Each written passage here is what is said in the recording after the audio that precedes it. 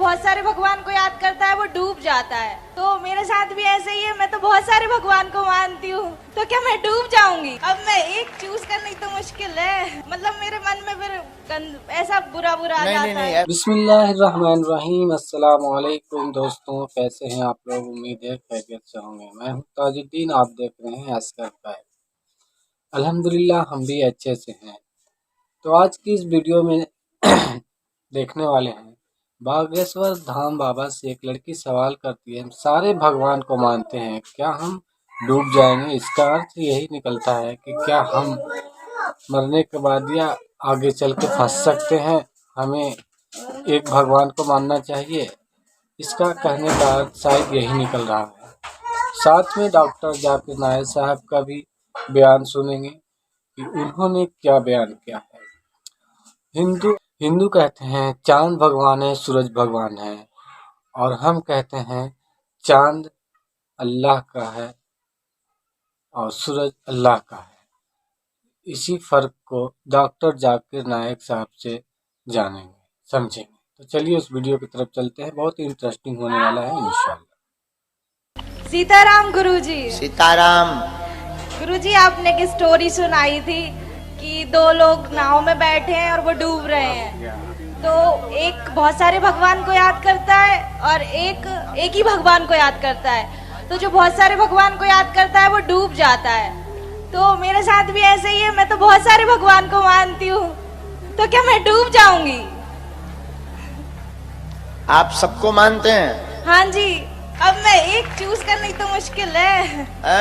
एक को चूज करना ही तो मुश्किल है, सब मेरे काम आते हैं, पर मैं सबको दिल से ही तो मानती हूँ, ऐसा थोड़ी ना है कि। अरे तो सुनो तो भगवती, किसी भी परमात्मा की सनातन धर्म के देव की पूजा करो, पहुँचोगे ईश्वर सत्ता के ही पास। मतलब मेरे घर वाले कहते हैं मैं मतलबी हूँ, जब मतलब होता है तो मैं मानती हूँ, जब मतलब नहीं होता, पर ऐसा नहीं है। मुझे दुख लगता है तो मैं सबको, मतलब मेरे मन में फिर ऐसा बुरा आ जाता है। नहीं, ऐसा कोई भाव मत रखो। अब मैं एक चूज करनी तो मुश्किल है। आम हिंदू वो एक फलसफे में मानते हैं जिसे कहते हैं पैंथियज्म। पैंथियज्म के मानी सब कुछ खुदा है, और आम हिंदू ये मानता है कि सब कुछ खुदा है। पेड़ खुदा है, सूरज खुदा है, चांद खुदा है, इंसान खुदा है, सांप खुदा है। हम मुसलमान ये मानते हैं कि सब कुछ खुदा का है। पेड़ खुदा का है, चांद खुदा का है, सूरज खुदा का है, इंसान खुदा का है, सांप खुदा का है। तो जो अहम फर्क आम हिंदू और आम मुसलमान में है कि आम हिंदू कहता है कि सब कुछ खुदा है, और आम मुसलमान कहता है सब कुछ खुदा का है। ये अहम फर्क सिर्फ का है। अगर इस का के फर्क को मिटाएंगे तो हिंदू और मुसलमान एक हो जाएंगे। और इस फर्क को कैसे मिटाया जा सकता है? जिस तरीके से कुरान में लिखा है, सूरह इमरान सूरह नंबर 3 आयत नंबर 64 में, तालो इला कलिमतिन सवाइम बैना बैनकुम, आओ उस बात की तरफ जो आप और हम में यकसा है। सबसे पहली बात, अल्लाह नाबुद इल्लल्लाह, कि हम सिर्फ एक खुदा की इबादत करें। अभी हम तहकीक करेंगे कि हिंदू मजहब की किताब में खुदा का तस्वुर क्या है। हिंदू मजहब में एक अहम किताब है जिसका नाम है उपनिषद। जब हम पढ़ते हैं Chandogya Upanishad, chapter number 6 section number 2 verse number 1, उसमें लिखा है एकम एविदित्यम।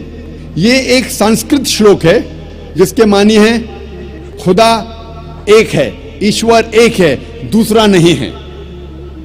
लिखा है श्वेताश्वतर उपनिषद में अध्याय नंबर 6 श्लोका नंबर 9 में, नाचस्य कसिज जनिता न चदीपा, उस ईश्वर के कोई वालदेन नहीं है, कोई रब नहीं है। ईश्वर के कोई वालिद नहीं है, कोई वालदा नहीं है, ईश्वर के ऊपर कोई नहीं है।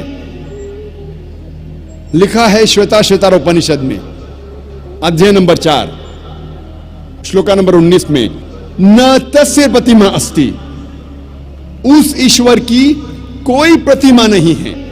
प्रतिमा एक संस्कृत लफ्ज है जिसके मानी है अक्स।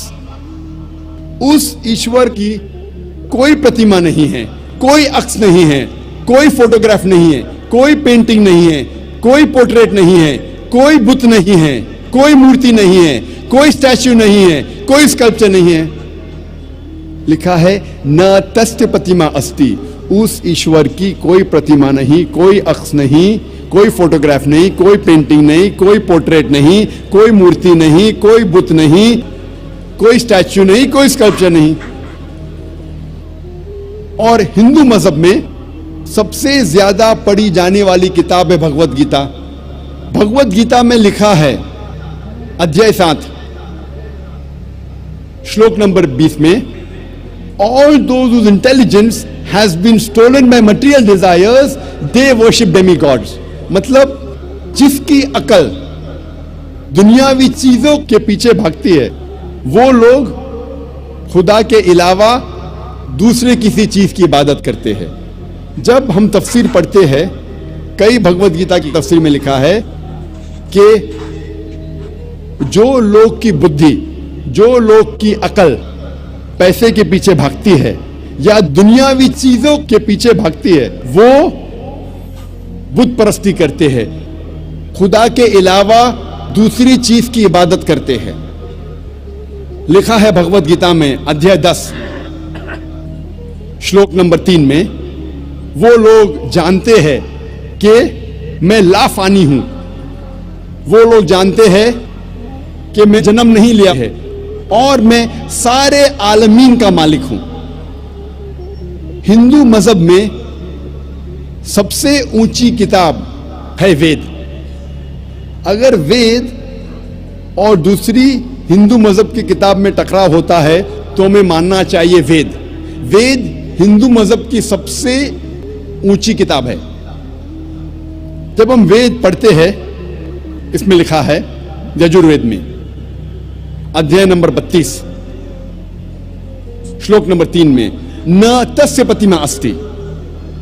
उस ईश्वर की कोई प्रतिमा नहीं है। जैसे मैंने कहा, प्रतिमा एक संस्कृत लफ्ज है जिसके मानी है अक्स, फोटोग्राफ, पेंटिंग, पोर्ट्रेट, बुत, मूर्ति, स्कल्पचर। न तस्य प्रतिमा अस्ति।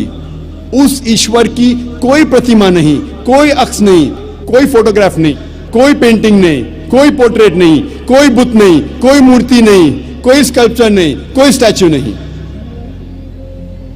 लिखा है यजुर्वेद में अध्याय नंबर 40 श्लोक नंबर 8 में कि ईश्वर पाक है, उसका कोई अक्स नहीं। लिखा है यजुर्वेद में अध्याय नंबर 40 श्लोक नंबर 9 में, अंधात्म प्रविशन्ति या असंभूति में उपास्ते। अंधात्म मतलब अंधकार, प्रविशन्ति मतलब दाखिल होना, असंभूति मतलब वो चीजें जो नेचुरल है, जो कुदरती है।